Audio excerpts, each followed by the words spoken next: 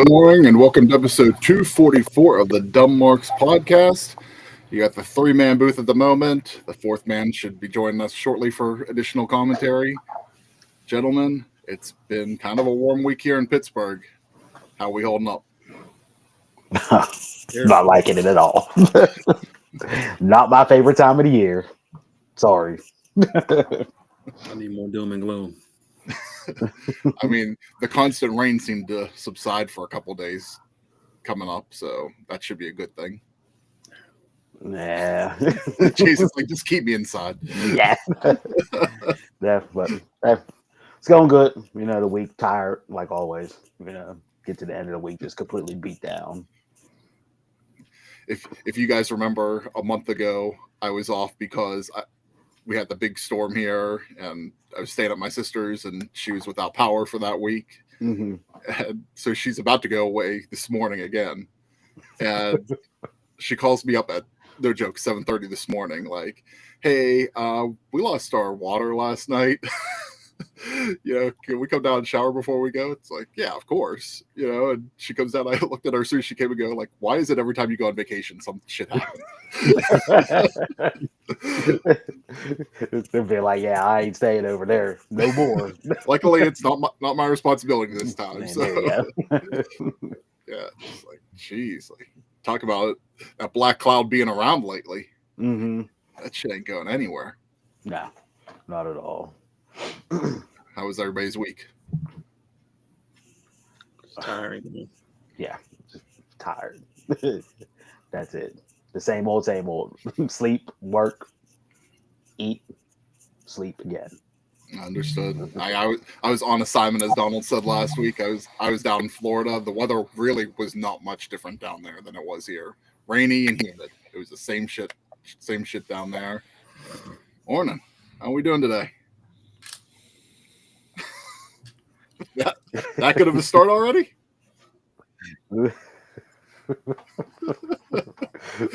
Just me, everybody, life. The life.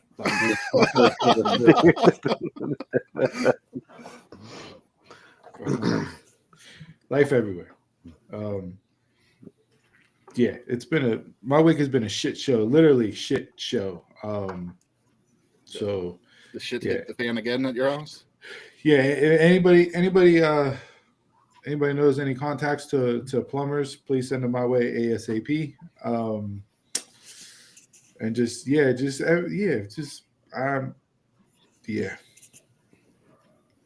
know we're going out later. I just come see us at TNA. If you're going to TNA, come on over to Dumb Marks Podcast. Say hello. We'll be there in full force. You're gonna need a night out, apparently. Yeah. Buy our merch. Yes. Funds are generally. I may go to the casino on the way back and put it all on black. I may do that just to see what happens, because it can't get any worse. So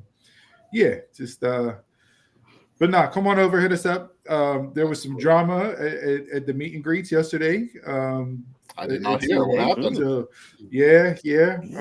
We had a culprit finally step up and took ownership of the event that happened. So Ash by Elegance, aka Dana Burke, apparently did something, attacked somebody. Something happened at a meet and greet. There's like 10-second clips going around.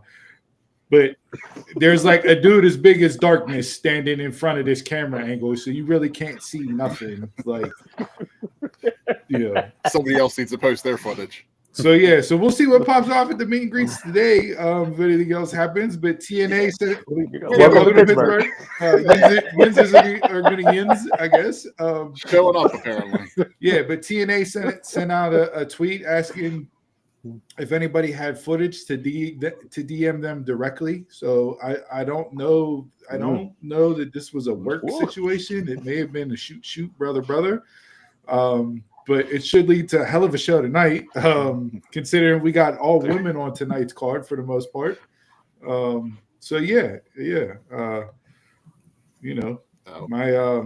Did she attack a fan, or was it? You can't tell because of how many people are in front of this camera guy that's taking this shot on his phone. So I have no idea at first off, I didn't even know it was her. I just saw some blonde chick and like commotion and people going, oh, and then yeah. So if I didn't see like TNA put the tweet out, I would have had no clue what was going on, but something definitely happened. So we'll see what comes across there. But yeah, I you know, it's Patty at the Johnny. Yeah, That's all yeah. it was. But yeah, no, my wife and daughter are on their way to Philly right now. So my nephew got a basketball tournament out there. I was gonna go, but we already had this booked, so can't be in two places at once. So yeah, I'm out and about. I'm in the streets tonight and pulling the jersey down off the rafters. So I don't know if I'm going to end up somewhere solo by myself or if the four amigos are going to be out. That's a solo missionary. That's a who knows? Look, Jason's already tapping out, and it's 11:07. It's 11:07 a.m. He's tapping out. This guy was on the show last week talking about seeing a titty, and he's already tapping out. Hey, we might see one on TNA. Who knows? Yeah, no. Other than that, everything's great. Hunky dory, life's fantastic. It's awesome. I love it. It's fantastic. I'm so excited. I believe you. I 100% believe you. Here's your clip of the week. Hey, Restream, pick that up as our viral moment. I was gonna say Restream's trying to block it out over there. Yeah, no, that's because I'm in the dining room, so I don't have an actual green screen behind me. It's just a wall. So Back to the Future effects happening filter, right now. I'm in my Bruce Leroy Shogun phase of life. Yeah, because I can't go in the basement considering all the problems that I'm having down there right now. So, understood. Yeah. Steve's just having that sibling effect where he's just like fading away into the background. Yeah, Homer Simpson, right into the bushes. Right into the bushes. All right, so we talked. We're heading to TNA tonight. So with the talk of TNA, this week TNA celebrated their 23rd year in business. The company that nobody ever thought would last longer than a day, a week, a month, a year. The company that has 9 lives. So we'll kick it off, with what do you think TNA has really brought to the wrestling landscape in 23 years? And what do you think the wrestling landscape would look like if TNA wouldn't even happen at all? For a while there, TNA brought the punching bag because they were the punching bag. They were the laughing stock of professional wrestling. Some of that their own doing, some of that based off of decisions that were made by people in creative roles. But if you go back to like that mid-2000s, they were clear number 2, and they were arguably better and hotter and had a deeper roster than WWE. When Impact launched in 2005. I mean, the roster, that roster by then, you could put that roster up against any roster current day, and you would have match for match. Arguably, TNA could come out on top with the depth and talent that they had on that roster. Some of them went on to do bigger and better things. Some of them have remained lifers.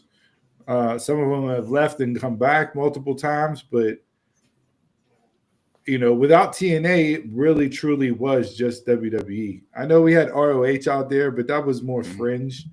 That was even more quote unquote regional than what TNA was at the time.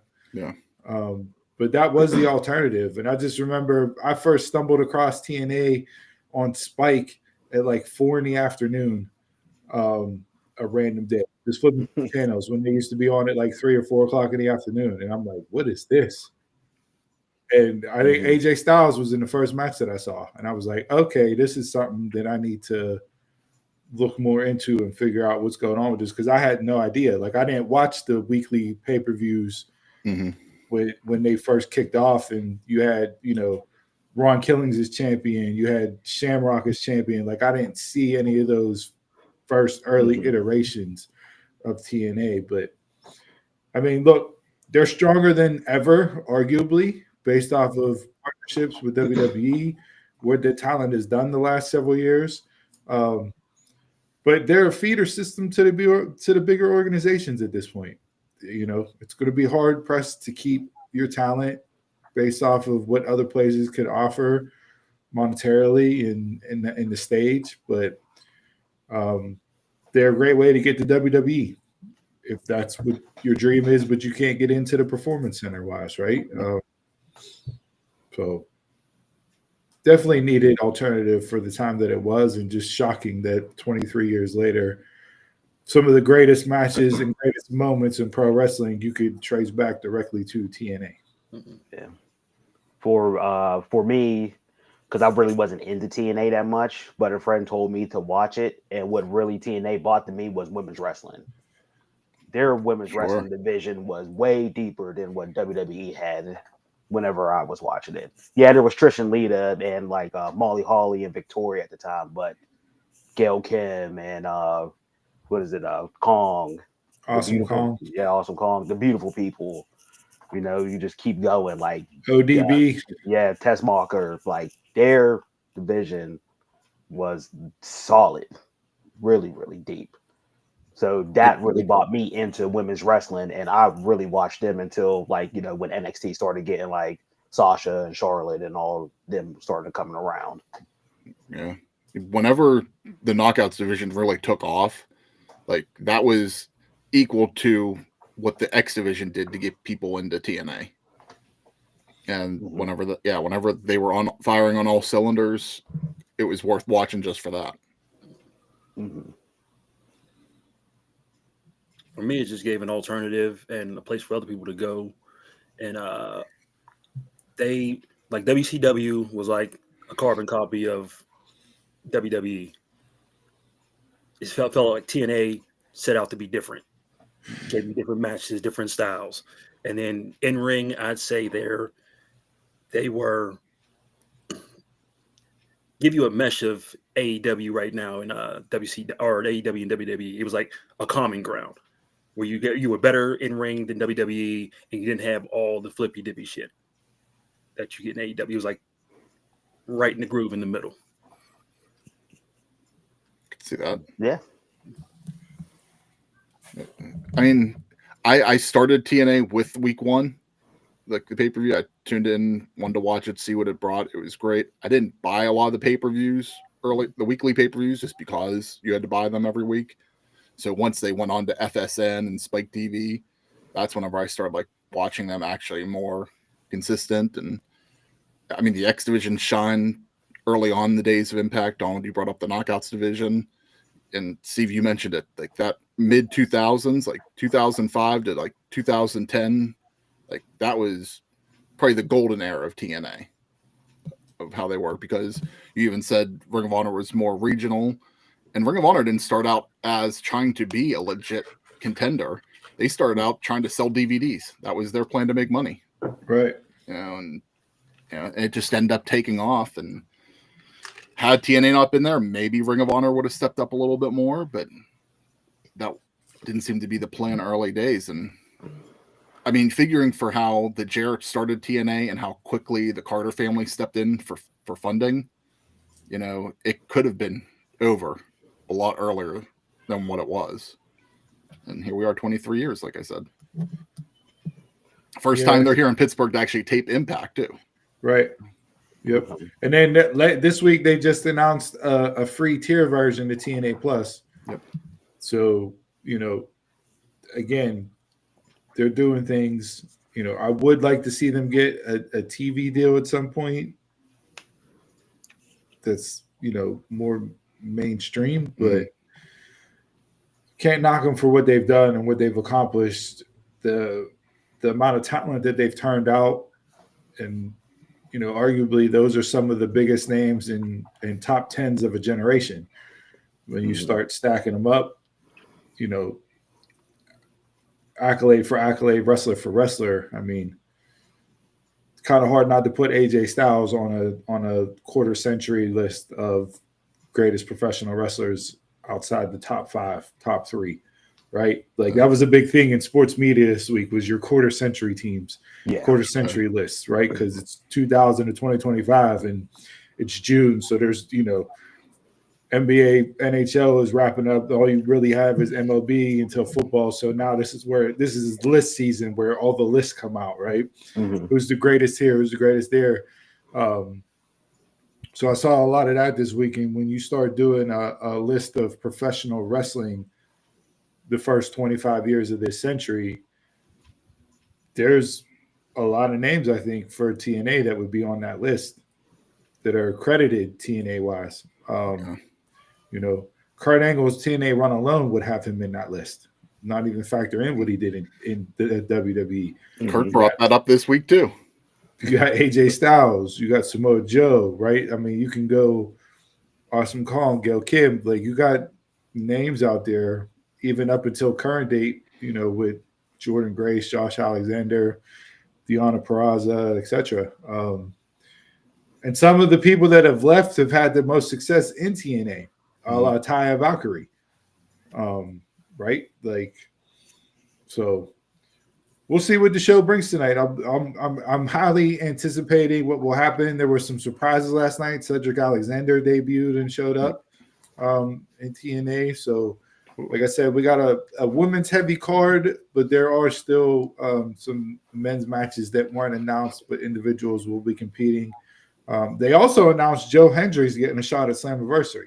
I don't know if you saw that for the TNA title. I'm hoping they make that a 3-way with Mike Santana. Mike Santana called that out at the end of the night yesterday.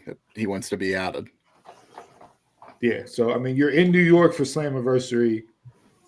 Santana's there. Like, it's just, it makes so much sense to do that. But we'll see what happens in that regard. So yeah, we'll be there live and in person. So come on over, say hello, chat it up, kick it with us. We'll get there early. Doors open at 6. Show starts at 7. And from last night, show is starting right at 7. Yes. So, yes. All right. So with that, let's get into the week in wrestling. And I think the mood's kind of all over. So let's start with the mushes this week. Jason, what do you got for us? Pass. No mush or not sure yet? I'm not sure yet. I can't think of one. I'll go. Donald wants the tag in. Go ahead. I'll go. The whole family story in NXT is completely 100% trash. Everybody who is involved with it, I don't care if you're a side character, one of the main characters, you're the cameraman in the ring with them, you're the ref in the ring, anything, y'all all need fired.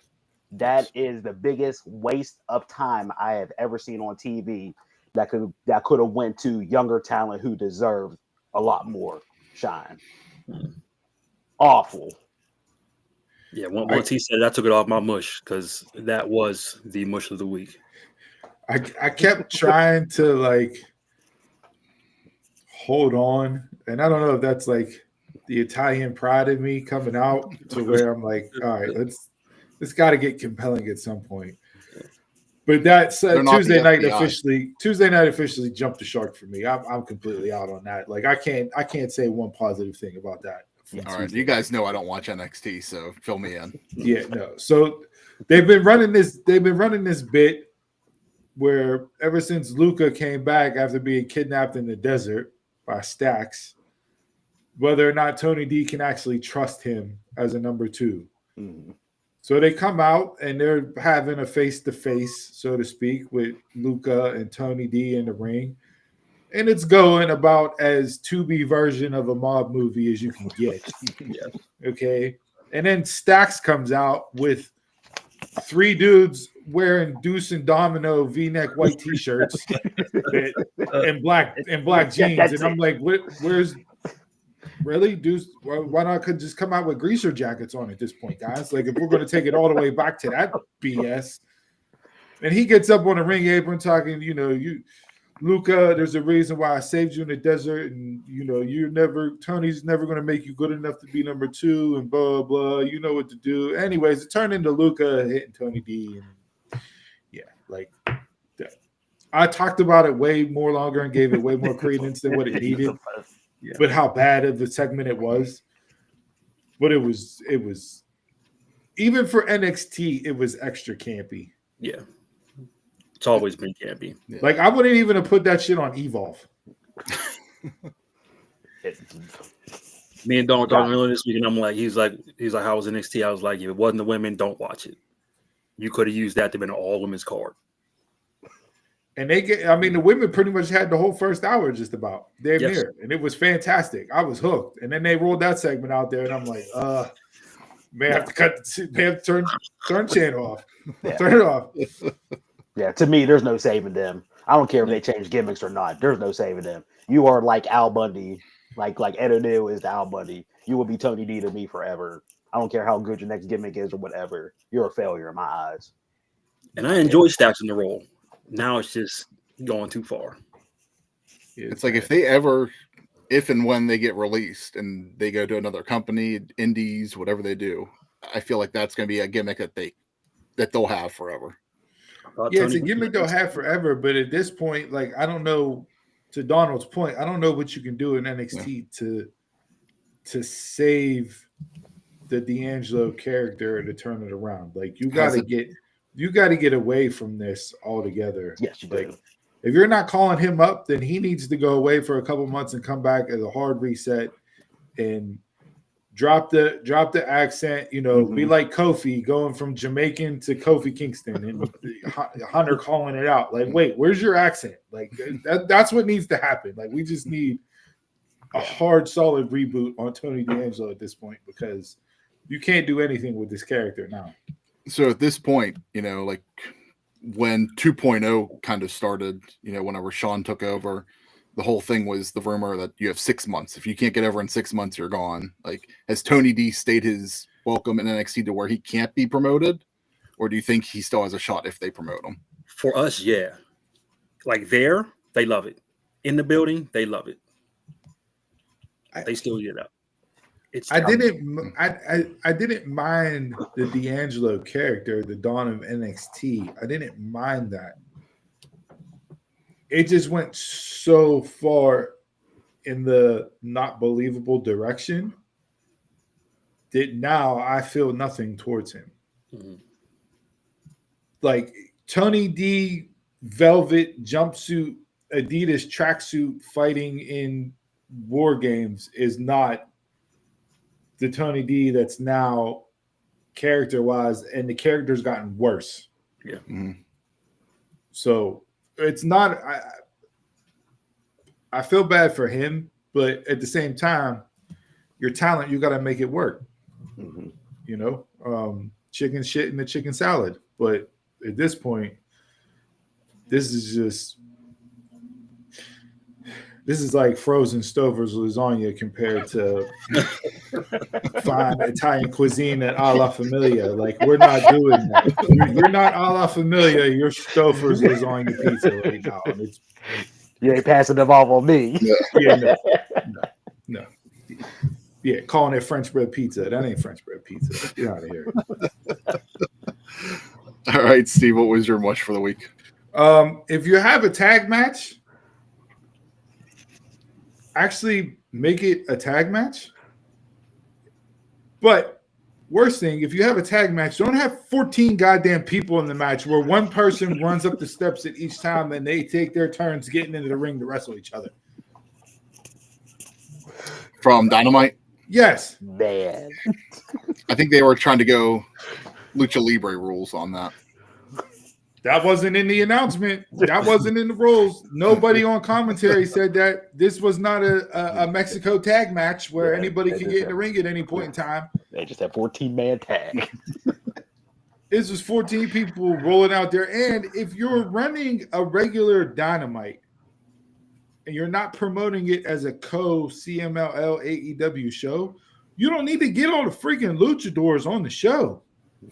Run your Dynamite, have your couple people sprinkled in, have your Mysticos in, who's over like Rover in Mexico. Yeah. But you can pick and choose who to have on the show. You don't need to just rule out everybody out there just because you're in Mexico. Unlike where they're doing the Global Wars show, where that is advertised as a co-CMLL event. Yeah, and then not only that, you rolled from that 14 tag match into a 10-person tag match. Bodies on the show. That's it. This is gonna roll perfectly into mine, but keep going. Come on, man. What are we doing? Like, seriously. Like, it literally took me out. And then I didn't. There was so much stuff that I didn't like on Tuesday or on Wednesday night, and I tried really hard. I went in. I'm open minded. It's Arena Mexico. It's sold out allegedly. That came up this week that they lied about selling it out. But who knows whether or not that's It's true. pro wrestling. WrestleMania attendance. TNA sold out the Alamo Dome. Yeah, I mean,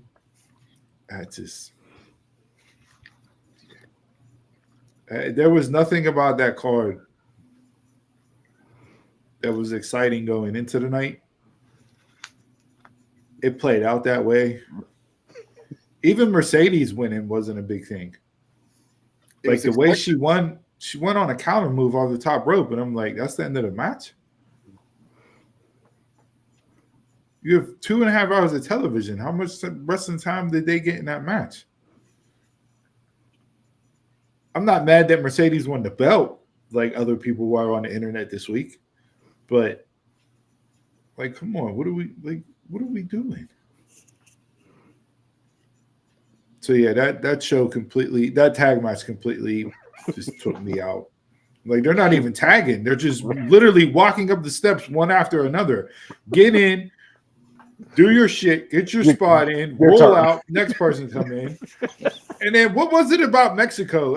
Did they not, like, is it inches to meters down there? I don't know what the hell the difference is, but that bottom rope was damn near touching the bottom of the canvas that nobody could roll out underneath it. I was wondering where we're going with the measurement talk. Every single wrestler got stuck. Pause. Get your head out of the gutter. Every single wrestler could not roll out from underneath the ring, like couldn't roll out the bottom rope. So it made spots look terrible. Because people literally just rolled into the bottom rope. You got to account for that suicide dive. Man, I didn't even know if Lance Archer even got in there. I just seen him walking around the ring the whole time. And even in the group chat, Steve, you was like, I'm done. Yeah, man. First off, and then you announced every single person. Yes, he did. Everybody had an entrance. Everybody. That's you wasted point. 12 minutes on entrances. Everybody got their music played. That should have been, you get 10-second entrance and we're moving on. And the Callis family making up half of the hills. Oh, that checks. Doesn't do anything, but yeah, that checks. But they let Adam Cole have his whole entrance. Yeah, I don't know why he's TNT. You gotta do the boom. That's the whole point. The whole entrance. There's so much wrong just in that match, and you can go individual by individual, and I can tell you exactly what's wrong with that person in AEW or that group. They're that the whole company. But coming off of that, mine is very similar. But you guys talked about it even a little bit last week, and Steve yours goes into it. I'm just giving it to the multi-man matches overall on every show. Because the past couple of weeks, I feel, title of the show, I feel like I'm in the multiverse of bad booking. Because everything is either a multi-person match, is a tournament leading to a multi-person match. Like TNA had the champions 10-person match on Thursday night. Last night they did their Knockouts Battle Royal. NXT was doing their tournament leading to a 4-women's match coming up. And then we get the King and Queen of the Ring tournaments going on. AEW just doing all of everybody gets on the show card. Like, bro, it's like summer vacation. It's like you pull it out. The creative teams went home for the summer, and now we just got to put everybody on multi-man. Literally, like it's literally school's out. Yeah, literally, nobody cares. School's out. Here's a script for the next week. We're gone. Yeah. It's just so like it's to me. None of them are great to watch. You get like your few things here and there, but just like the majority of the programming isn't entertaining for almost every brand. Yeah, I don't care about your King and Queen in the Ring tournaments because you started it off having 4-man matches to get into the semifinals. Yep. Like, so you instead of just running a 16-person bracket, because you're tight on time with having to have the finals at Night of Champions, you decide to cut down 2 rounds by just throwing 4-way matches together. So you eliminated half a tournament, and we'll just do it that way. No, it don't. It's like they're just copying and pasting each other. Mm-hmm. Like WWE's watching AEW going like, "Oh, we can do that," and then they're doing programming. Yeah, WWE's doing their shit. Saying. AEW's just like, that makes sense. Let's do that. Yeah, that King of the Ring. We'll talk about this next week, leading into the pay-per-view. But I got some serious gripes about this tournament and how shit's played out so far. So I will save it for next week. There's your teaser for next week. Okay. Unless AEW does something to get me on my soapbox there, because Lord knows they do it every single week. I say I'm not going to bash AEW, and I come on here and it's AEW. So what's AEW's theme this upcoming week? Because the past 3 weeks has been a theme. So there is something, I don't know. I read off the list. I think 2 weeks ago their name shows running all the way through Game 7. Game 7.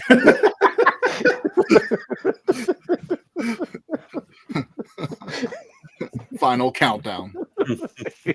I know this week coming up though, tonight actually, because Collision's on tonight. They just had an extended Dynamite for Wednesday. I don't know. I think they're back to just 2 hours and 2 hours next week. I could be wrong, but maybe that will help out. I don't know, but man, it's yeah. I didn't watch the 4-hour edition. I didn't watch the extended this week because, like I said, I wasn't watching any AEW until All In. I'm just going into it to hopefully enjoy that card and not have. Well, I already have my mush of the week for that show right now. If it plays out the way it's playing out, and that's July 12th. But I already have my mush of the week for that weekend. Mush of the week already happened. Yes. Yes. Yeah. Jason, have you thought of one? We can throw on Def Rebel to change Jordan Grace's music. I mean, if she likes it, cool. But she came out, I'm just like, what the hell is this? The reasoning behind it could be mush of the week. True. Yeah. So they said that they changed it because the siren in the beginning sounded too much like Braun Breaker's. But they're also talking about changing Braun Breaker's entrance. Yeah. Correct. Yeah. And supposedly Metro Boomin's going to do his, along with Seth Rollins and the Vision, as I call them. I don't know if that's what their actual name's going to be, but I mean, Jordan Grace came in with the sirens because she was Big Mommy Pump. Like, she got Scott Steiner to okay the siren. She asked him for that. But this goes back to WWE wanting to own IP rights on everything. Mm-hmm. Then buy it. That's what if I would have been her, I'll change my music, or you can buy the rights to it. I'll license it to you. Buy the rights to it. That's all you gotta do. But I swear they don't even use AI. They use Windows dial-up to make theme music. It's terrible. It's terrible. It was bad.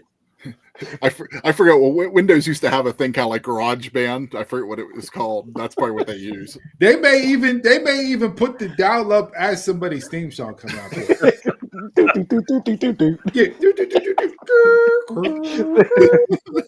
That may be somebody's theme song. All these young kids will be like, "What the hell is that noise?" That's the Vanity Project. Yeah, they'll put it on TikTok and it'll blow up and be a #1 song. Like, yeah. Were you impressed with Blake Monroe's intro music? I didn't hear it. That was probably the best one that they've done in a really long time. I don't think it's like, oh my God, but for it being a Def Rebel theme, I was like, okay.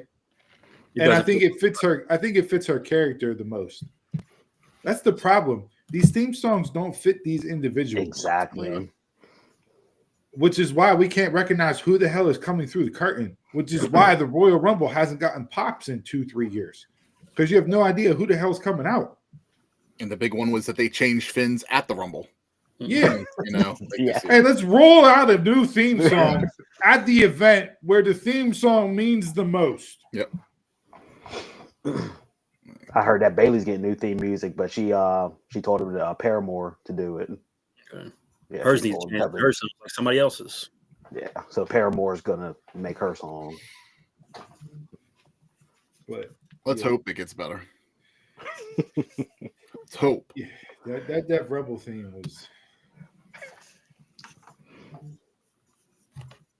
trash. This is absolute trash.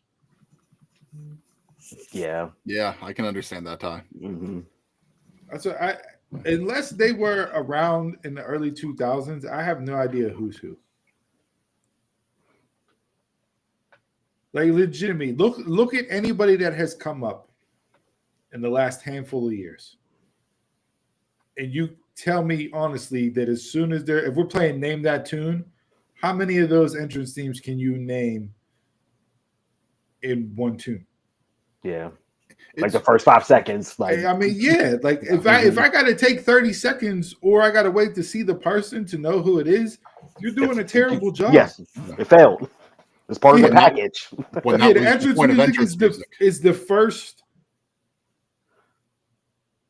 creative thing for that character and that wrestler. It ain't the Jim Johnston era anymore. It's not even the CFO era. Yeah. People were shitting on CFO. But CFO CFO had way better hits good. than these guys. So much better. Yeah. The entrances need to change. They need to put the time. They need to invest the money. They have the money. We know they have the money. I don't care how they talk about how they're in the whole money. They have the money to spend. You got to pull off a good old ECW. Just play some old themes, like the actual music. I know you got to buy the rights and all that stuff, but to this point, something needs to change. All right. So, with the bad, there's always good. Donald, what was your Mount Rushmore for the week? This is going to be a little different, but my Mount Rushmore, I give it to Beast Mortos. He bagged Mercedes Moné. That was my mush of the week. He got the Mercedes Moné push, but the big thing was, I like how they said that he passed his bar exam and he was doing law school and all that stuff while he was wrestling, and he's about to be a full-fledged lawyer. So it's nice to see like an actual wrestler like do something like, a 180 after his wrestling career is over with, except just being right back in the business doing stuff. So is he going to be the next SNHU commercial like Deonna Purrazzo is? Probably. I mean, Deonna got her degree. I think she's working on her doctorate now. Austin Creed got his master's with WWE. I think he has a PhD.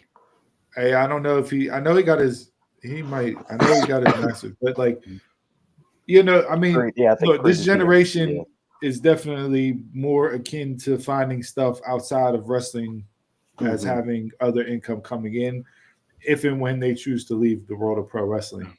Yeah, Beast Mortos bagging Mercedes is my mush of the week. I could have shot my shot. If she's in the chubby chasers thick like that, then I could have went out there. I had it. Mrs. Double S might have a thing to say about that. She'll gladly pass me off. Yeah.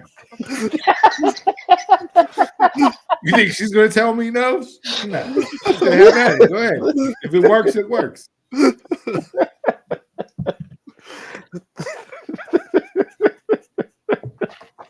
A damn time.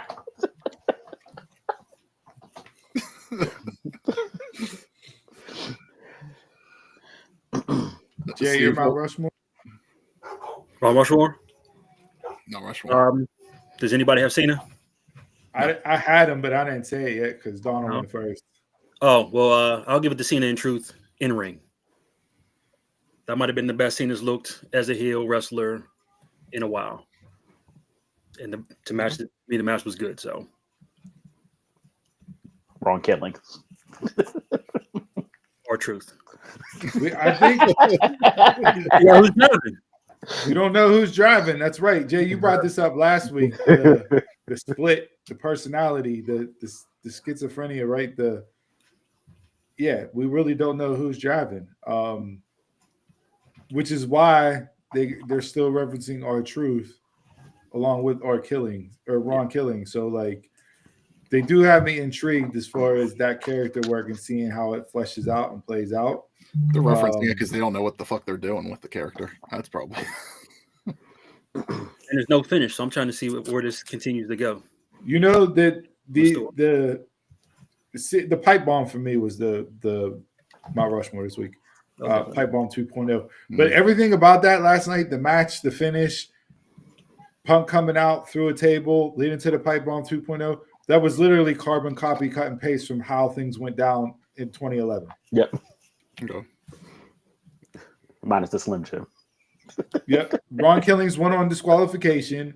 Punk put Cena through a table. Cena laid on the table in the middle of the ring while Punk went up to the stage and cut the promo. Last night, Ron Killings won via disqualification. Cena put Punk through a table. Punk laid in the middle of the ring while Cena cut the promo. And that was the most interesting. That version of this heel run for John Cena is what they should have been doing from the beginning. Yes. I didn't need you selling your soul. I didn't need you doing the same, promo 17 weeks in a row. Nah, break the fourth wall, talk your shit, and get out. You're the GOAT. Yeah. And if we get this, if that was the turning point in this persona for John Cena's farewell tour, these next 6 months should be fantastic. Yeah. But the GOAT is the GOAT, and he reminded y'all last night why he's the GOAT. And brought up how the fans are cheering him last night. Again, fickle. They could have been mush because you're cheering for Musunimis on LA Night, and you're just doing all that throughout the whole week. Oh, what are we doing, Steve? That's Steve. Yeah. But no, the promo, this is why I didn't. This is the exact reason why I did not want a rushed John Cena CM Punk. Because you have 14, 15 years of history to draw on. Mm-hmm. Yes. This is literally this story in this feud, and I get it. Cena's only there for limited dates, and he wants to get in who he wants to get in and who he wants to wrestle and fit it in the time frame, and I get all that. Hey. But at some point, it got to be like, yo, we can run the whole summer with this. Yeah. The payoff is bigger at the end. Yeah. You think Punk Cena at night 2 of SummerSlam is not bigger than Cena Punk in Saudi Arabia at Night of Champions? What Nick Khan said this week: don't program for the fans. That's what they're telling the writers now. Don't book for the fans. So, but even as a writer, why are you not stepping up in the writers' room to say, "Hey, listen, I know we got this, but this is bigger than a 3-week build." Yeah. Same with Cena Orton. Cena Orton was hot shot too. You took the 2 guys that he arguably should be having his last match against, and you're burned through them 6 months into the farewell tour. So what are you going to do? TK booking. And this is where the King of the Ring throws a wrench in. Well, I saw a fan theory that Cena is still trapped in the Firefly Funhouse, and this heel version of Cena is the guy that we're seeing on TV until Uncle Howdy lets the real John Cena out, and he comes back as Cena. Like, hey, if you're gonna run that, it would make sense. It would make sense. But again, logic in pro wrestling. But did Biggie say it was all a dream? Yeah, but no, that was 6.5 minutes of television that I absolutely loved last night. Mine's going to be an obscure one, but I'm giving it to Triplemanía Regia from this past week. It was a good card. Really enjoyed the steel cage match with Alberto and Vikingo. You didn't think it was overbooked? It was. There was definitely some bad spots, but Vikingo is definitely proves in that match why he is, one of the guys. The show itself was only like really a 3-match card. What they aired, there's a lot more other matches, and I enjoyed the 3 matches that they aired. Yeah, I thought them rolling out every single person that Alberto did wrong to get a spot, like they did the WrestleMania version of Roman from 40, right? But everybody coming out to get a pop in a moment and this and that. So like, Latin Lover comes out and is supposed to handcuff Alberto to the rope, and he does the spot, but the handcuff doesn't work on him. Yeah. So he goes back out. Alberto's standing there, just like holding onto the rope. Right. So Latin Lover goes back in to do it, just like we couldn't have done something here, like to fix this spot. But, yeah. I mean, Joe Hendry doing the remix version of his entrance, the all Spanish version. Yeah. Like that's worth it just to watch that for the entrance. The X Division match I thought was decent. The tag match I thought was really good. It was something different. It was a little fresh, bringing a little bit of freshness to watch on TV. WWE showed their influence. AAA is doing the WWE entrance now for events, so they did like span the city and the arena, and then show all the talent walking into the arena. Do you have a problem with Humberto and Garza winning the AAA titles? I didn't. The fans seemed to be into it. They're talented. I have no problem. I thought watching that match, it's like, all right, why hasn't Humberto been given a push? Because he has the look, he got the size, like he can clearly go in the ring. It's like, is it just because he doesn't speak English? Like, is that why? Like, I don't know what the hang up is, because to me, that's somebody that like you would want to push out there, but maybe he'll actually get some time to shine now. They have all these. He was. Have them tied down in these factions and stuff. Yeah. I mean, you got to break the factions up for people to get Again, who does that sound like? Makes just annoying. But one thing I'm hoping to see once the merger with, well, not officially a merger, but because WWE is only buying into them so much. No, they acquired them in full.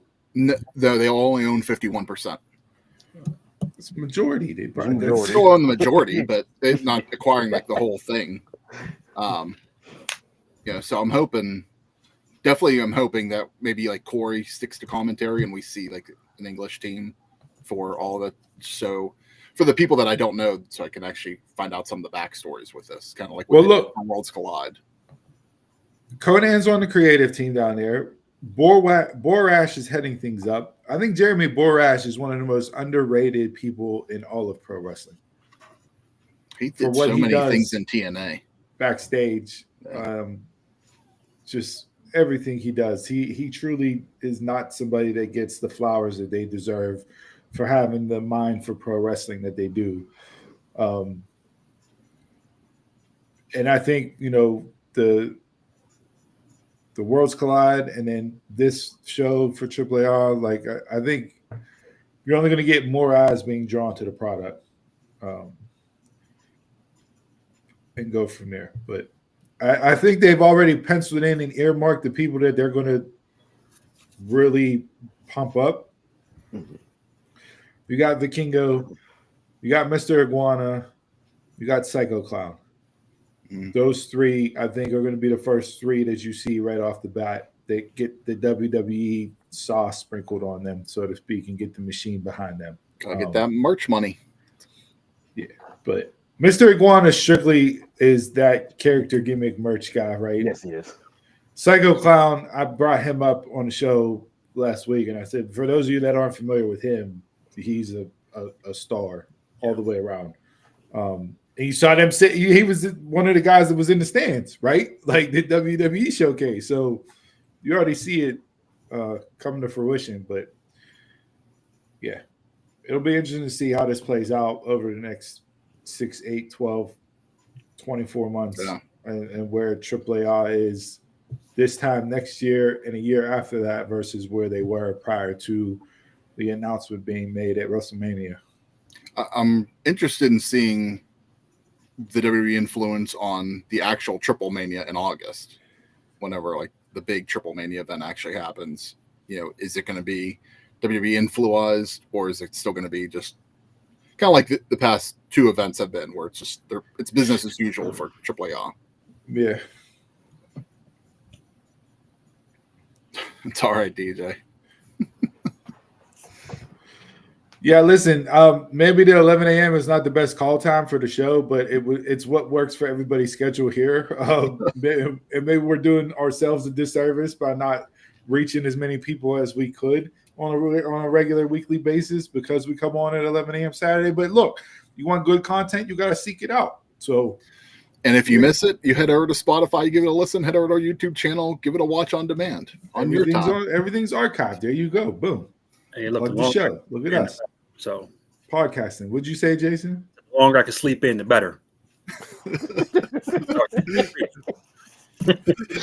This man, if it's 11 o'clock's too early, if we do it at late, he's still waking up from his afternoon nap or whatever. that 10:30 call time last week worked because that man came in on fire last week.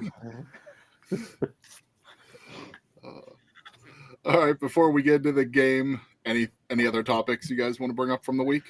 Because there's one I'm surprised that wasn't brought up. Go ahead and bring that one up. I'm looking through to see here. I mean, Goldberg's return this week. I expected someone was going to bring it up. Out of sight, out of mind. I ain't even We talked about him last week. That was enough for the year. I realistically watch him walk down to the ring. I don't know how they go more than 2-3 minutes. Yeah.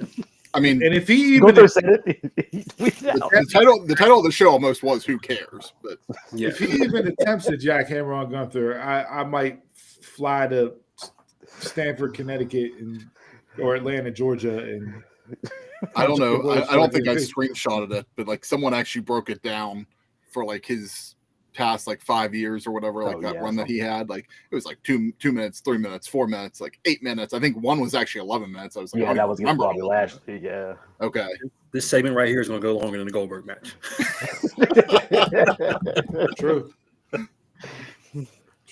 I'm just like here. It's here. Get it over with. Like Steve said, out of sight, out of mind. Yeah. Once it's done, it's done.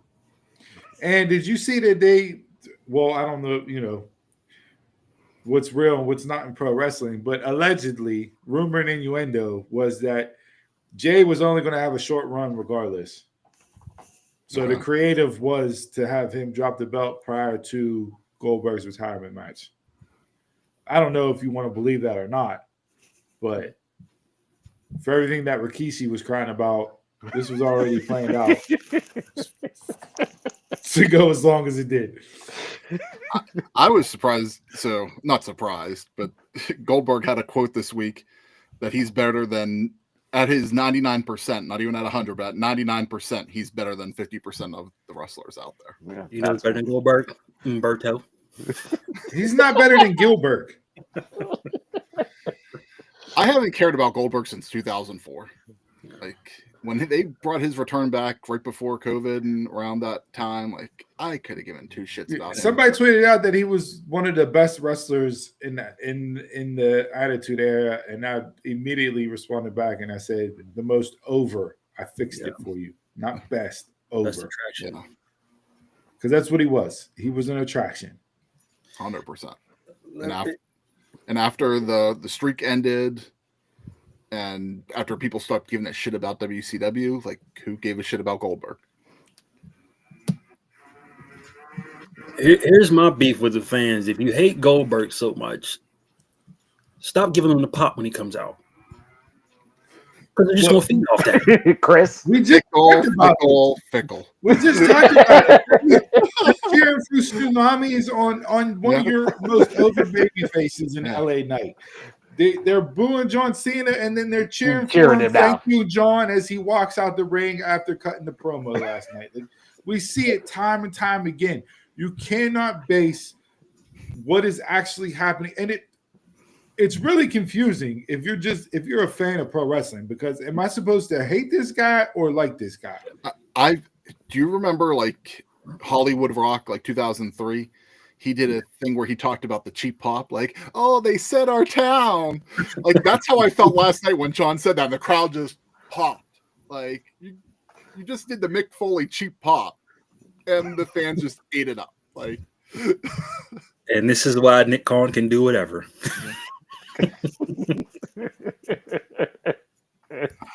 There you go, DJ. All right. We'll get into some quick hitters after the game. So if you guys remember the Matrix movie, Red Pill, Blue Pill, that's the game we're going to play. Got 3 iterations of this. Try to get through this pretty quick. Red Pill is, you pick which one, pick which you're going to take, the Red Pill or the Blue Pill. Red Pill will be Raw and SmackDown or Max, a 2-hour show. I saw this. You're still in homework. A little bit. You pulled a Jason. But they switched to TV 14, and Logan Paul, I changed it to Logan Paul holds the title for over 1,300 days to break Roman's record. Or the Blue Pill in this one, which is the change. Prices of WWE shows go back down to pre-TKO price jump and stay there, but no more free agent signings from other companies, only homegrown talent from NXT. Blue Pill. I'll take the Blue Pill.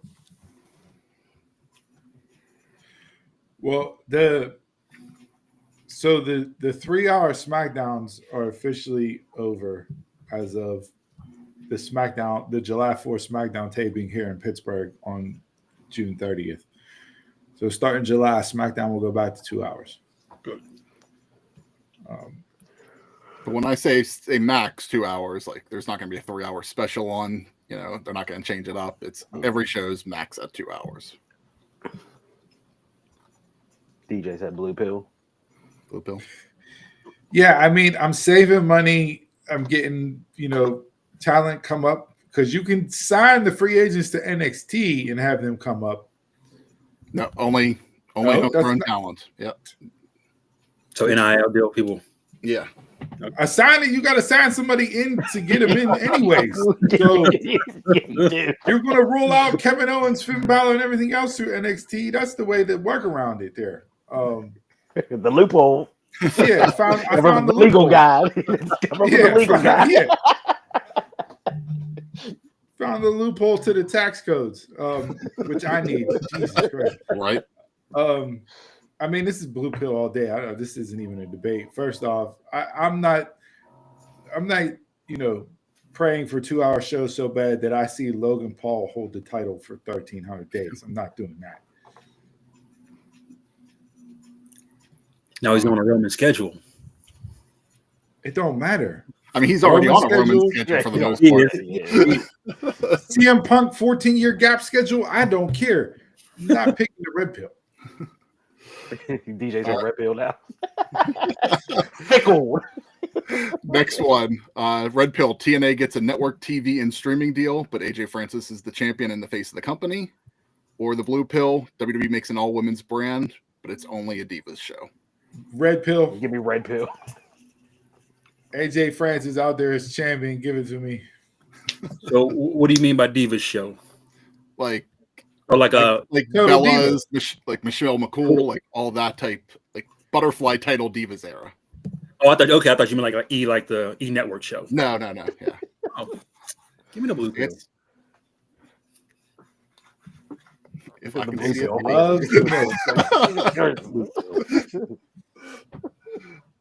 All right. And last one, Red Pill. AEW actually has a brand split with Dynamite, Collision, and Ring of Honor, but they switched to weight class divisions and add more titles because of that. Or Blue Pill. WWE actually programs TV for the fans, but they tell you it starts after WrestleMania. So before they do, Hulk Hogan comes back and wins the Royal Rumble and main events one last WrestleMania. Red pill. You know, we'll eat the blue pill up. Give me red pill. Yeah, red pill all the way. All the way. You can't have that blue pill at all. You cannot have that. That would be never ending. You say that now.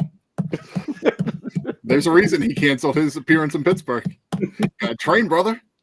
Nah, he was allegedly in the hospital on his deathbed, so to speak. Yeah, that was rumored to be debunked, but Yeah, it's Somebody Terry, said- so you never know. Yeah. Somebody said he could have put up there. He won't put death over. Anyway. I called him up and I was like, "Listen, brother, This could happen. we need a little more hot sauce on this." You hear the fans chant one more match? I got to go back and turn fish into real American beer, brother. It's not working for me.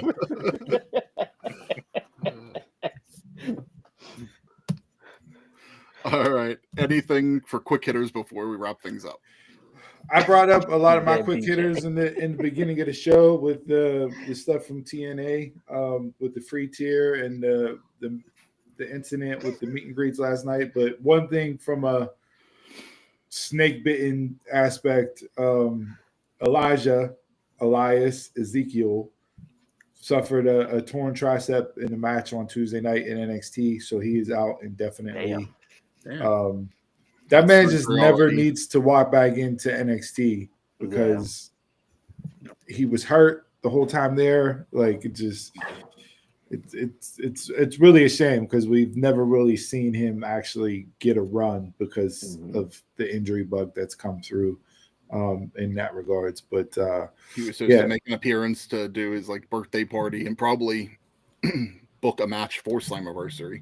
yeah, I was actually hoping for Slammiversary they were going to do a King of the Mountain type match again because I thought they had enough talent to book that right now in the main event division. But I see what you brought up. I think we will see the triple threat at least. Yeah. Continuing on the injury bug, Liv Morgan for Monday night in just a basic takedown, separated her shoulder. She looks to be out about 6 months. As of right now, rumor and innuendo is that creative, there's not going to be a title change. They did, however, need to scrap and rewrite all of Evolution 2. Oh, Yeah. She was involved in a ton of stuff. She was in 3-4 different angles. stories. Yeah, so they needed to redo all of that. So, the Nikki and Brie Bella tag match against Liv and Raquel, obviously not going to happen now.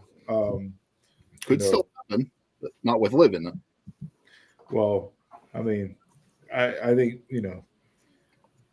Definitely this immediately led to Dom and Roxanne are getting together because Mommy got injured and Liv came in. Yeah. Liv's injured, so now Roxanne will come in, and Dom Casanova will still be on top of the mountain.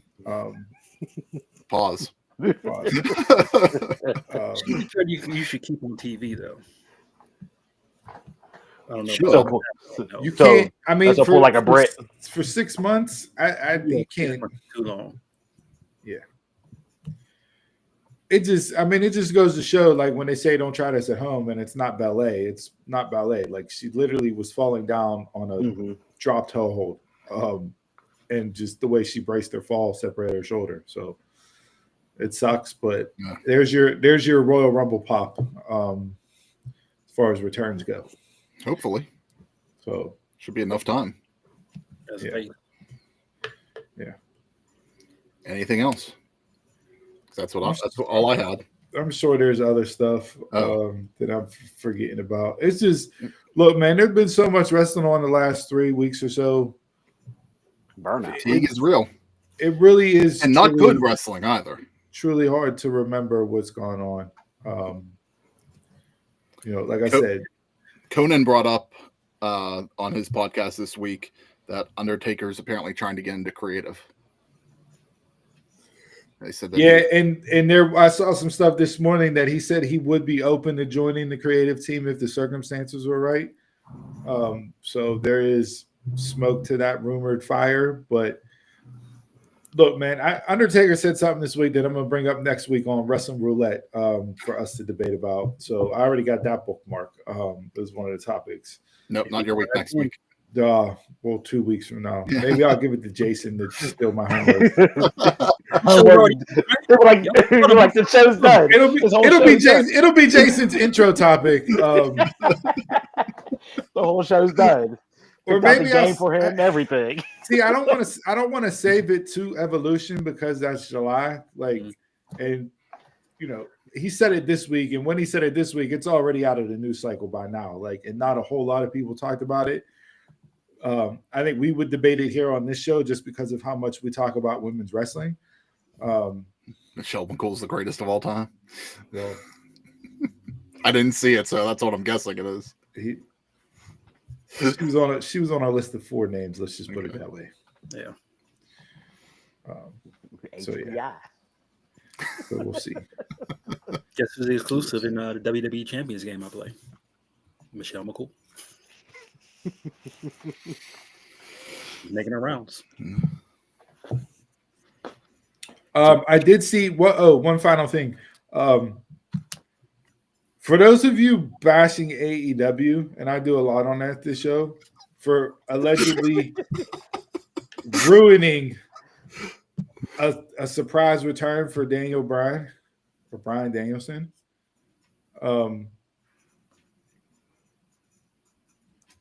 Go bop your meat. Okay. If there weren't cell phones around, Nunians would even have known that was going on. It was done for the crowd there specifically so he could do something with Blue Panther. Get over yourselves. Not everything is made for everybody. As Donald says, if it doesn't happen on TV, it's not canon. That wasn't meant for you. That was meant for him to do that there with that specific wrestler. So suck it up. Quit crying tears in your beers. Go take a shower and put on some deodorant. Bop your meat. On that note, absolutely. If you're heading to TNA tonight, please, it is hot as shit out in Pittsburgh. Please put on deodorant. Yeah. There better be AC in this arena that we're going to. Oh, it's a new place. So it's a new place. It better be working. We gotta find a lightweight sweatsuit. And with that, thank you for tuning in to episode 244 of the Dumb Marks Podcast. It will come out with a linen Nike tracksuit on. Remember, we're getting wings before that. Where's something that not gonna get all messy, or we'll get you a bib. You can do some Drew Hills in there. Do some Drew Hills. Make sure to give us a follow, listen on Spotify. Head over YouTube channel. Watch all our past content. Hit the bell so you get notifications when we go live. Yeah, if you see Jason tonight in a hoodie, buy him a t-shirt, please. This guy. Speaking of t-shirts, head over to prowrestlingtees.com/themarkspod and purchase the merch. And with that, we'll leave you with our quote of the week. What you do today will either empower or restrict you tomorrow. Hopefully we'll see some of you at TNA tonight. If not, we'll see you next week.